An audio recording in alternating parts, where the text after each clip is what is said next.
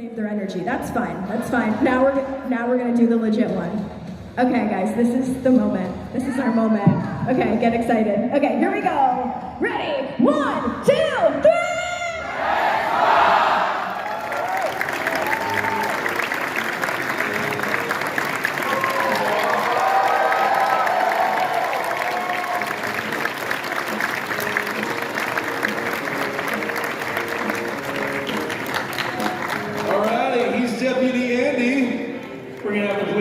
Here, sexy Deputy Andy, Mr. Harry Goes.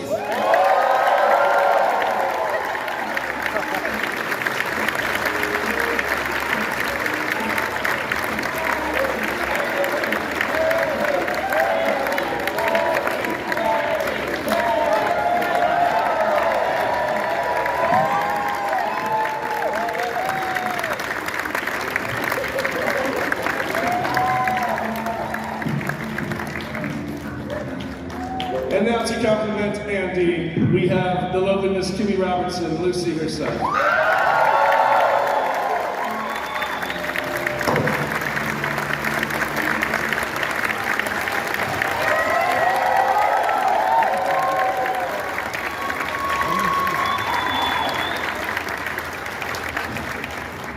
And to finish off the police force, or not to finish off the police force, but to introduce our newest member of the police force, Mr. Dana Ashbrook, Deputy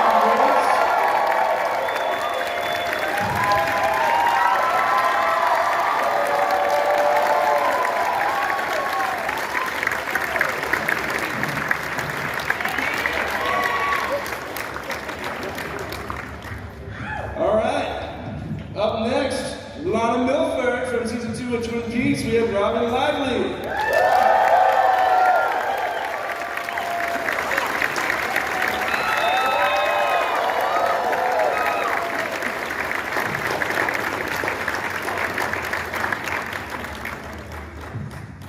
And in The Return, is what I'm going to call it. In The Return, we have a great Dougie Cyclot in Vegas, and we need that. That is such a great part of the show, and a world of terror. And the three girls that made this part of the story so special, we have Andrea Watrous, Amy Shields, and Giselle Demir.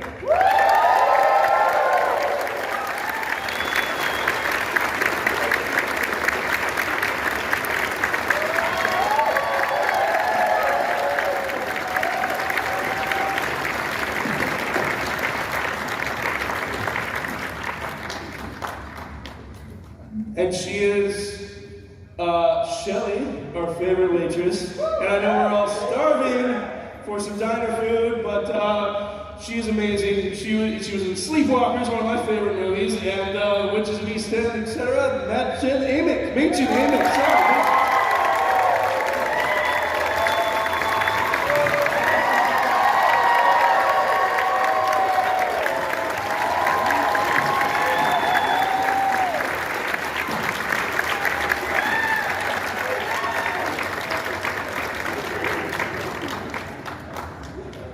We have a lot of our first crushes. Ms. Audrey Horn, Miss Sherilyn Fenn.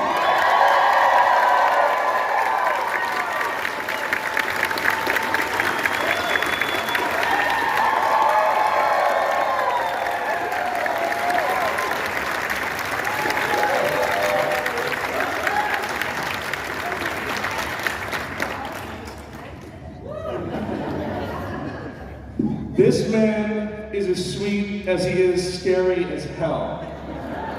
But he's the most charming man I've ever met. Mr. Ray Wise, Leland Palmer.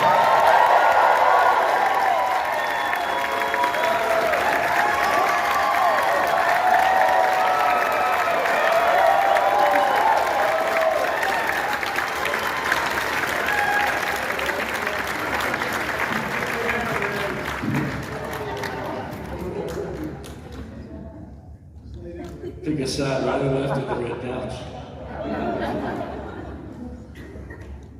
And a character so special to us, she is our Laura Palmer, Miss Cheryl Lee.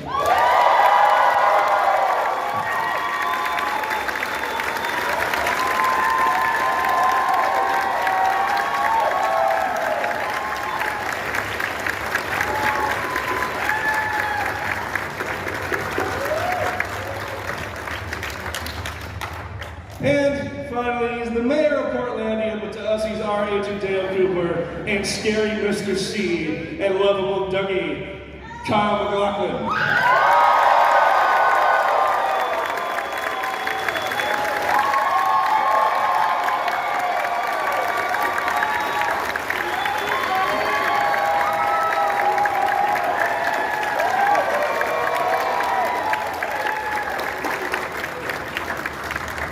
I suppose you're wondering why I called you all here tonight. So all of you together, this is just an amazing event. I want to start things off, and we're going to move quickly, but I want for each and every one of you, this was just an overnight success. And when this was happening, when you guys were just shooting your next gig, and this became what it had become fast, in your lives, watching that happen, what was that experience like for you, just as it was happening? Did you gather with friends and watch along with everybody else? Had you already seen ahead of there? What was your experience for each person as the show just moved? Well, I was already a big fan, and I don't think I've ever been as nervous coming on the set as I was for Twin Peaks. And it was also the first time I met David Lynch, because I had only seen the casting director before. And he walked up to me and shook my hand and said, "Everything is going to be peachy keen." And that was the first time I ever heard that expression.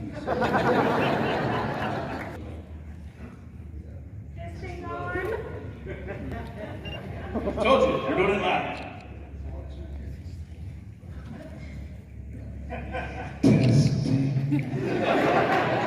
Well, I was very nervous because Kyle was in Blue Velvet and found him here. Is that it? Wait, what was the question? Right, I got it. But it was just really fun to, every time I opened the front door, there was another present there. A basket of muffins, upside down wine from Australia, reporters, and I was popular all of a sudden. So personally, that was very, very unusual and strange because I was just a working person. But they made us go to these different bars to watch the show all the time, and so I never saw it, really. I'll have to watch it soon.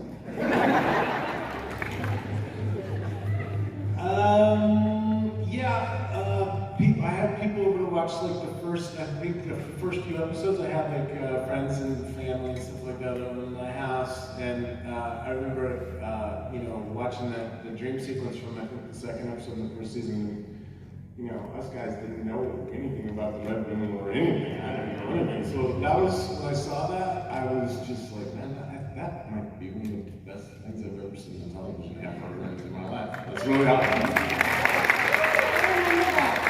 That was the house where you and your girlfriend broke the bed.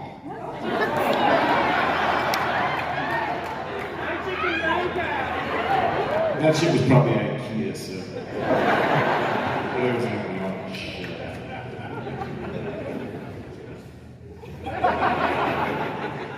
Well, I came in second season, and I was completely obsessed with the show and so intimidated. I was so excited when I got the audition, and the women were the most beautiful women I'd ever seen on the show. And I was like, how am I going to get on the show? And it was written that she was supposed to be so beautiful, and the men were just falling at her feet. I'm like, how am I going to get on the show? So I decided to make Mona Southern. It wasn't written that way. And I thought, well, it's going to work or it's not. And it worked, and I was so excited. And it was an absolute dream come true. I just couldn't believe I was a part of this incredible show. I got on the show and I thought, this is going to last forever. I can't believe I'm part of this incredible. And then I got on and then it ended. But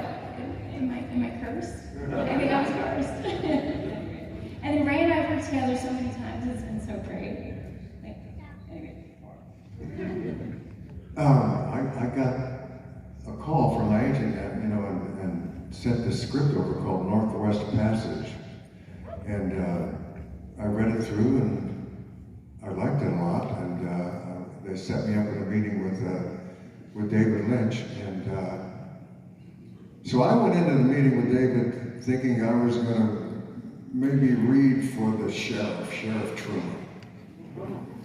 How about that? Yeah, I was all set to maybe play Sheriff Truman. And then when I found out after our little meeting, we talked about our first cars. His was a Volkswagen, I think. And then a couple of days later, I got the call, and he was interested in me playing Leland Palmer. And I had to go back to the script and look to see who Leland was again. And I looked at the first scene, and I find out my daughter's dead, and I start crying. And then I go to the morgue and identify her body, and I start crying again. And then I'm in her room, and the police are searching for her diary and other things, and I'm crying again on the bed. I said, all this guy does is cry. And then, so the light went on in my head. I'm going to have to find different levels of crying, of mourning for my daughter. And I had no idea what was to come, believe me. Well, you found all of those.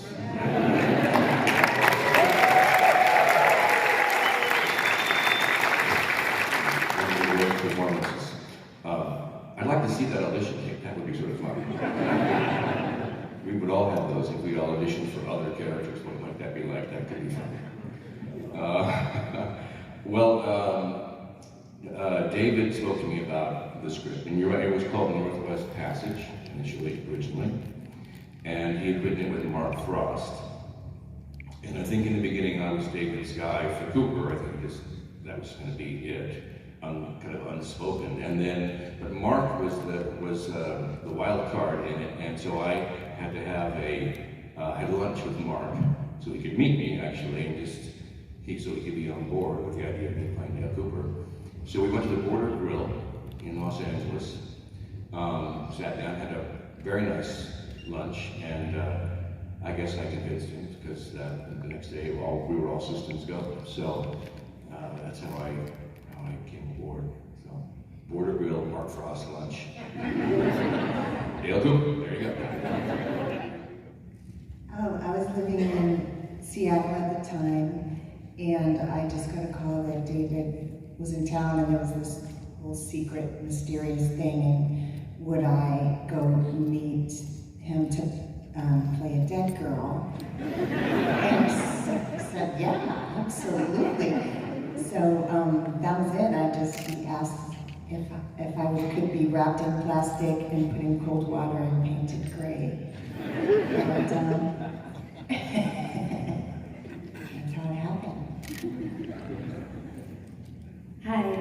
For me, it just was another audition, but only with a genius this time. And making a long story short, somebody had said to me as a new young actress, when you go meet directors, be yourself. Don't think that you have to put on a show or behave a certain way. If you're kind of bitchy or you have a sense of humor, you've all heard this word before. So whoever you are, be that person. Well, I was kind of shy when I first met people, and then it's David Lynch. I'm like, do I do this, you know? And so I was myself, and he just talked a lot and asked a lot of questions, and oh, you little sweet pea. And then, so I left. I mean, I thought it went okay. The casting director yelled at my manager and said I should have been more positive. like, well, that didn't work. And they called a week later and said, he's writing your role. And so there was this little role that I was so grateful to get, like, beyond. And then I fell in love with, especially, Audrey fell in love, especially. I cried my eyes out when I saw him a few days ago. Embarrassing. So I was new to Hollywood. I was only 17, 18. And I was filming the pilot to Baywatch. And I was supposed to go down. I had gone in for Joanna Ray, an incredible casting director, a bunch of times on a bunch of different stuff, and she's very particular who she takes to David. And so I was supposed to go down and meet David, and I only knew David from Blue Velvet and this very strange film, Dune. And I was like, okay, so that guy's doing TV, that's weird. And I was super late on set, and I was super worried that I wasn't gonna make it, but they waited, and I read with Eric, Joanna's son, and I read for Lara Flynn Boyle's part, Donna, and we read, and it was great, but sort of like at the end of the meeting, David just said, do you want to do a TV show with me? And I was like, yeah. And then, you know, that's history. I think one of the questions too was like, were you aware of it? As it was happening. As it was happening. How was that experience? And I wasn't at all. Like, I watched with friends at home and, you know, talked to my family and stuff, but it wasn't until like the trip to New York for upfronts that it was all of a sudden like the entire Manhattan was just surrounding us. And we were like, whoa. And then the invitation for Phil Donahue. And I was like, oh, we made it. Oh, we made it.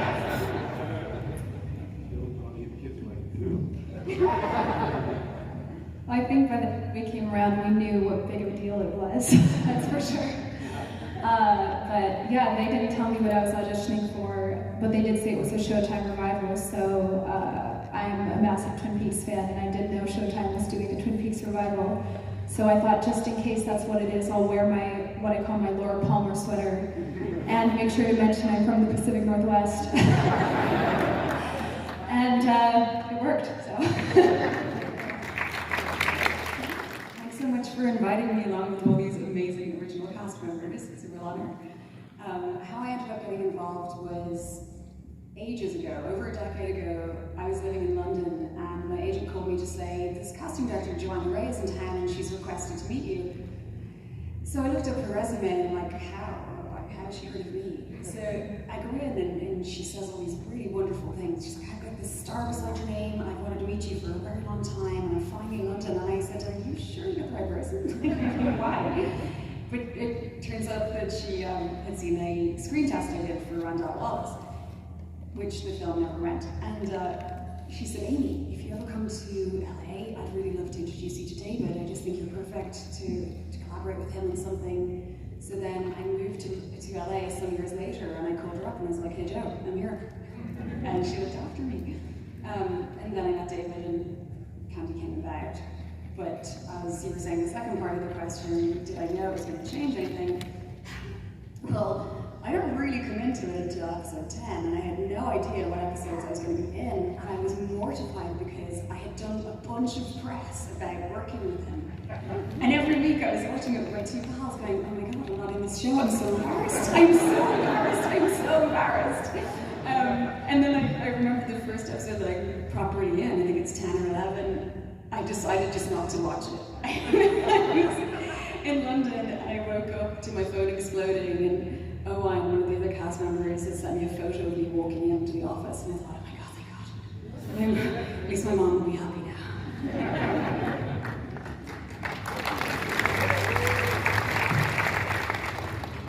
My experience is similar to Giselle's, where I got the audition, and instead of reading anything, the audition was, tell me about yourself, which at the time I'd never heard of, but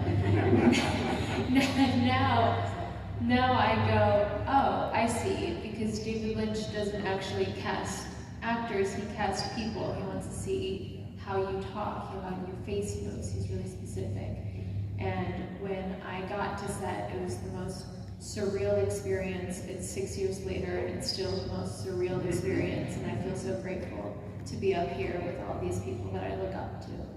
And I love these two girls. But Sherilyn, especially, I know every time we see Audrey, there's a theme and a rhythm to the scene, and did David play any of the music on set? Was any of it pre-composed, not during the take, but for just kind of to get people to kind of get in that sort of mood? Did Angelo or David play anything before takes?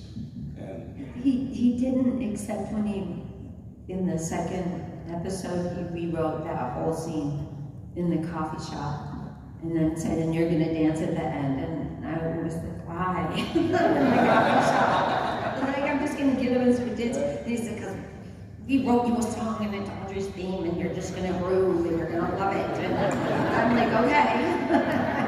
He's David. I actually called my teacher. I was so nervous because, you know, you come all prepared. I'm like, what do I do? He's like, listen to David Lynch, okay?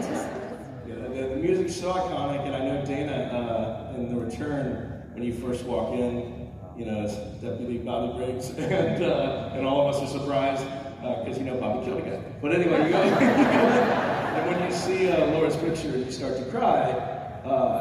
I'm assuming all of us in the room felt this. I mean, that was a punch in that, your reaction. Did David just kind of cry? Or was it more of just, did it hit you personally as, wow, we're back on this show, it's been 25 years. It was just written that way. I said this, I told a bunch of people today at my table, but it's just written that way. It was like Bobby walks into the office, he sees a picture of Laura Palmer on the table, and Bobby cries, and that was it. And I just had to try and not mess it up. Yes, that's it.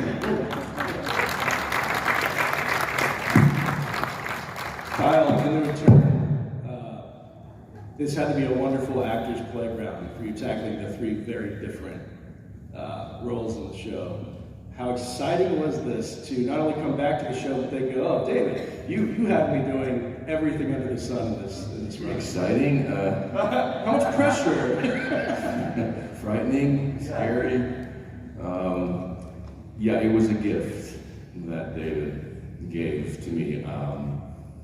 And you know, I've been doing this for a while, and I know I feel pretty capable. I can sort of handle anything that comes along, except when I read Mr. C, I said, well, I've never done anything like this. Okay. And I gotta find this person in me. And I was like, and if I don't find it, if it doesn't, I knew if it didn't work, the show wasn't gonna work.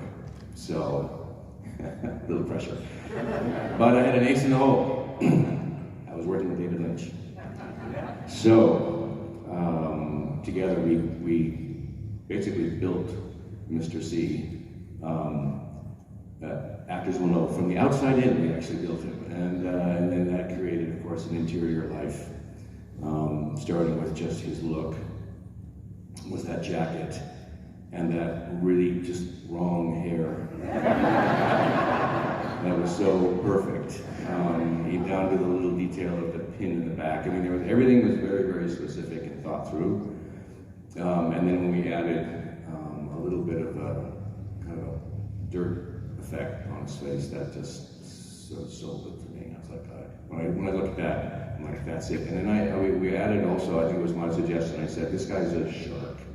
And I said, I think that his eyes there's no life there. So I said, let's put a little contact in and just help that. And that also sort of moved the character closer to what I wanted. It gives him also an otherworldly kind of quality, which I thought was important. So that was David and I kind of working together. And then Dougie was just,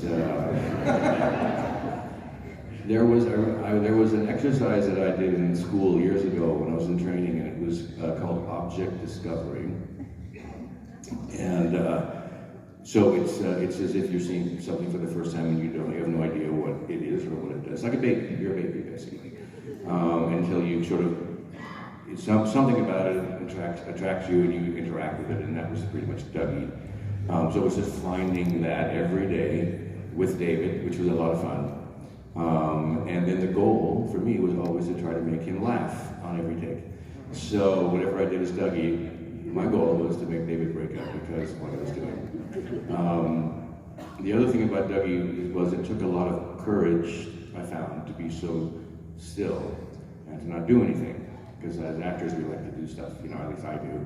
We like to fill the moment. And this was like, no fill in the moment. You just You're there, and people are looking at you, and if they're uncomfortable, and that's just the way it goes.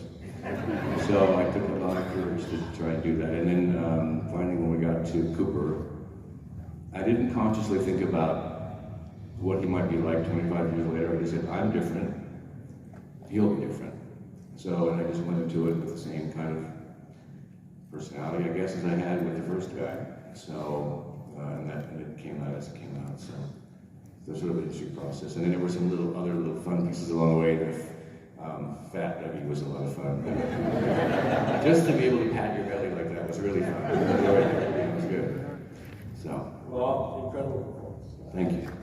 Especially on a day like that where you have to scream all day, you have to go through this all day. From what I understand, there were 3 different ways of shooting that scene, 3 different killers to kind of throw off any spoilers that may happen. Getting through that, how David, the feel of David that he brings to set, like did that, the mental place, how easy is that and how hard is that to shut off when your performance is incredible? Well, I was really tired. Oh, I bet. At the end of that. But you know, those days they take a lot of focus because it has to be really choreographed, and I was working with take the emotional journey and trust the people that you're working with. Yeah, she was.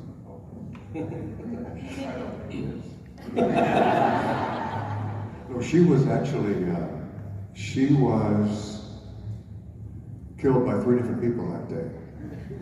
By me, Leland, by Ben Horn, and by Bob, Frank Silva.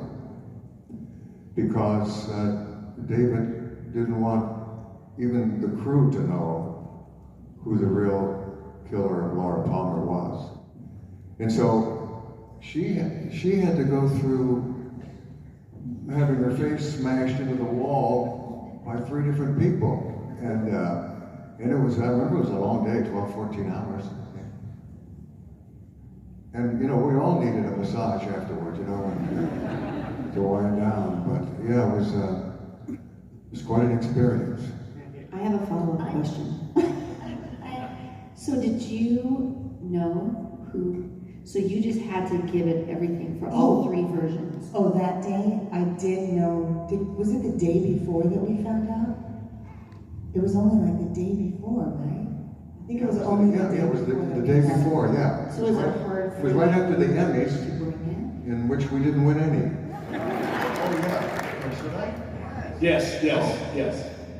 The day before, I got a message from that David wanted to see me up in this room in our production facility, and I came into the room and it was rather dark. I think there was a lava lamp in the corner, and David and Mark were sitting cross-legged on the floor, and Richard Beamer and myself and Cheryl, we all came in and we all got down on the floor, cross-legged, and David looked at me and he reached out and touched my knee and he said, "Ray, it's you.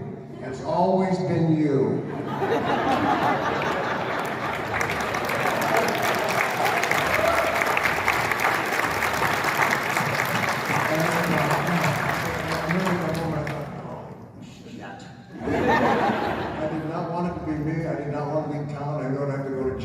Killed or whatever, and I did not want that to happen. But then David assuaged my feelings by saying I would die in Cooper's arms. And he would read the Tibetan Book of the Dead over me. And I would look down that long tunnel and see the white light, and my daughter Laura would be at the end of it with her arms outstretched to me, and she would forgive me. He painted such a picture that I no longer felt badly about leaving the show. And then I hoped I could come back in the 3rd season. But that's another story. For some reason, I was called into work that day, and I was there the entire day. And I watched from a little crack in the fireplace watched you shoot all 3 of those scenes. And I had, when I got home that night, I never did work. I don't know why I was called in to work. There was no reason. There was nothing I was missing. No interview that the producer didn't want me to do, so he called me into work. So I went home and just sat on my back porch like in a stupor because I couldn't tell anybody. And I never told anybody this, but I remember saying out loud, Ray should win an Emmy, Shirley should win an Emmy. No, what's bigger than an Emmy? And I was so impressed. It was so frightening. It was crazy. And he croons for people, and he's amazing, and that's made up, but he does have an amazing voice, and I think before we do audience questions, I think Ray should sing us out of the dark into the light to lead up to our audience questions. What do you think? Can you give us a little Ray? Ask my friend for me, please. Sorry, I can't. Oh, mercy, mercy, mercy, goes to the land of God. You can be like you when you. Oh, mercy, mercy, mercy, goes to the land of God. You can be like you when you. And all the words sound queer and funny to your ear. A little bit jumpy and jivey. Say mares eat oats and does eat oats and little lambs eat ivy. Oh, Kiddly Ivy too, wouldn't you? A Kiddly Ivy too, wouldn't you?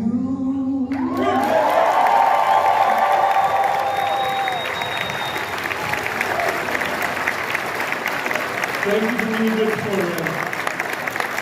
Now, for those of you that have questions, we have about maybe 15 minutes where we can do this, so. I only expected for me to cry. No, we're so thankful for you because you have allowed us to continue to come together like this and have these reunions, and you are what inspired that 3rd season on Showtime. It was because of the incredible following that the world took notice and saw that, okay, the story can continue and the fans want more. So I just thank you. And you made really progress. You guys are artistic, and you guys are, quirky and fun and interesting people, and just all the love. It's just you guys love, and it's definitely symbolic back and forth. That's what I've always thought. So thanks to you guys. I think, just to add to that, we are all here, I think, touched by the genius of David Lynch. And I think it takes a certain person to respond to, it's not for everyone, but to respond to his work. And this is a room full of people that are touched by David. So. Not everybody gets it. I joke, but my mom hates it. She just wants to, he's weird, he does all this stuff, like, David doesn't care what you think. Anyway, before I ever attended his show, I had fear. Like, is it safe? This is stupid, right? All these stupid things. And then it's become really connecting and looking at people's eyes and sharing on a deep level, and people have given me their perspective of what touched them and what it meant to them, and you can't ask for more than that. As an actor, that's what you do, is to tell stories. So God bless all of you. We love all of you. We love you.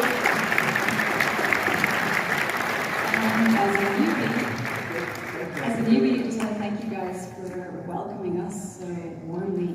It's intimidating enough coming on someone else's show, never mind the greatest show that's ever been. And between the cast and the fans, you guys have been so welcoming. You're brainiacs, you're genius, you're beautiful, you're fun, you're just everything an actor could hope for. So thank you. Oh yeah, I had my ideas of who I thought it was.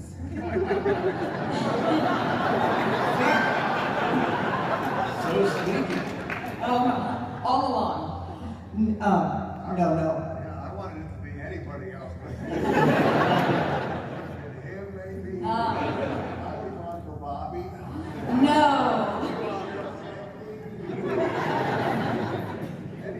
Everybody asked. I mean, I asked right away. It's not Audrey, is it? You know, I just wouldn't tell us. Wonderful. Thank you so much. Hello. It's like seeing all my favorite people ever, and some of my heartthrobbs. I have a question. It's kind of for Miss Fenn, but some of the characters are such lovable characters, Cooper and Audrey, and then such horrible things happen to you guys. And particularly, I think of Miss Audrey Horne. What was it like hearing about the fate of these characters, and why do you think, I guess, they ended up having the fates that they did? The return? Yes. Well, it ended on blew up, kind of.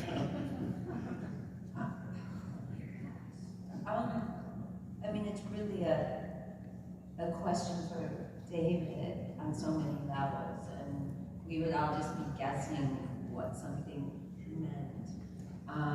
But for me individually, I felt, well, I didn't even find out till after we shoot that he raped her. I mean, it's crazy, you know? So you go into something and you just give everything that you have to give, and sometimes you don't have the facts, you know? Yeah. My question is specifically to start with Kyle, because Kyle, you've worked with David the most. But then anybody else can answer if you've got something to say. I'm an aspiring filmmaker director myself, and I just wonder, for you guys, and Kyle, for you specifically, what is your experience when you as an actor are doing something and David wants something different than what you're doing, and he has to talk to you and direct you into what his vision is, what makes him unique in that? He doesn't really talk much. I mean, I've got to say, with David, from the beginning, the script is a pretty good blueprint for all of the characters to follow. I don't think anyone, it's pretty clear on what's going on, and then I think I just trust, and I think we all do, that David sees in us what he wants. It's already there.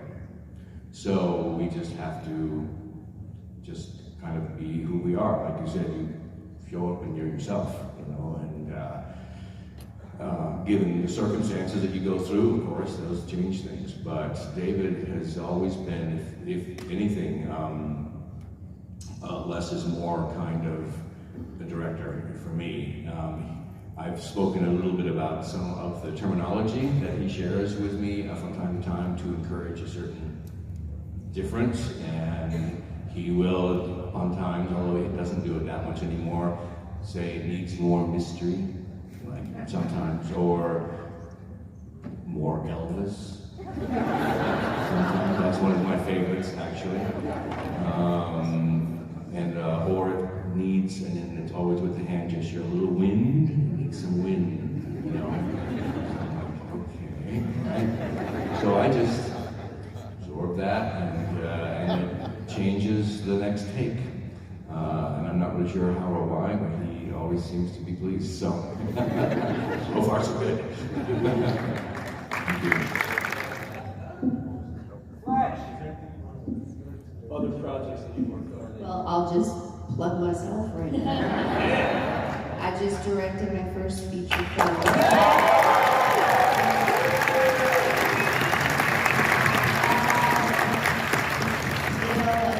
Just finished post. I'm so excited.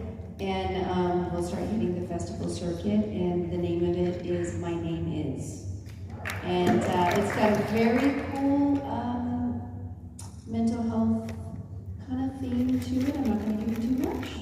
But it was really important for us as the filmmakers to tell a mental health story that is not these like stereotypical, I think goes into creating more stigma in Hollywood and showing somebody's real experience that's diverse and beautiful and complicated, and so please watch out for it.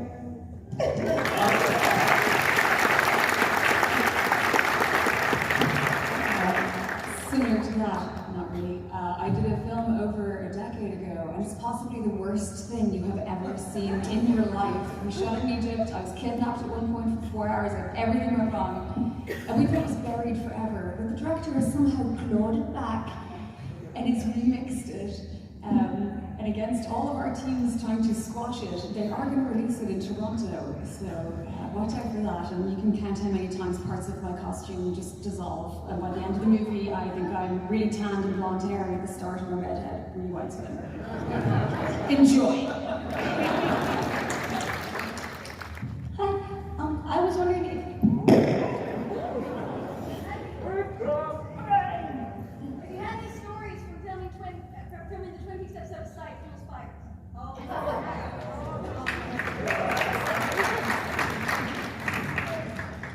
They are the sweetest guys. Those two guys are so sweet. This is my story. We were, I think because of weather or something, we had to get this shot. And what's the sweet lead guy's name? What's his name?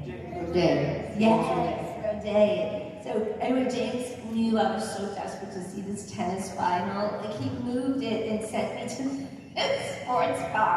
He says, just hang out, you can watch the final. And then they ended up not using me at all that day. It was just a really fun thing, and it was one of the times when a lot of us got back together, and it was out of his love for the show. I remember we were sitting in the bar with him once, and he had like little teary eyes, and he's like, I can't believe you're all sitting here. He was very proud of himself for getting this. Well, and fun for us because we played husband or wife, which was crazy because we, you know, in Twin Peaks, we didn't have any scenes together. And then I got to meet Sharon Lee, and you and I didn't have scenes together, but it was really special. And then Ray and I... Ray was like, he was just reprising a character you'd already done on the show. Yeah. And just recently in the Psych 3 movie, too. So that was Those two guys are crazy, Rodé and Dulé, and they're a lot of fun to work with. And like she said, James was a big fan of Twin Peaks, and he wanted to have us on the show. Because in Twin Peaks, I, of course, was 19, and I was saddled with, like, old men. And there was, like, scenes where I was like, oh, and I was having to make out, literally, it was written that I was supposed to be making out with my husband. I was like, really? Do I really have to do that? Thankfully, they just had me kissing all over their face, and I was like, I can't. What am I going to do? How am I going to do this? So yeah, so the show Psych, Fuel Spires, check that episode out. It's really great to see you all together again. We are about to wrap up. I do want to recommend one more watch for all of you.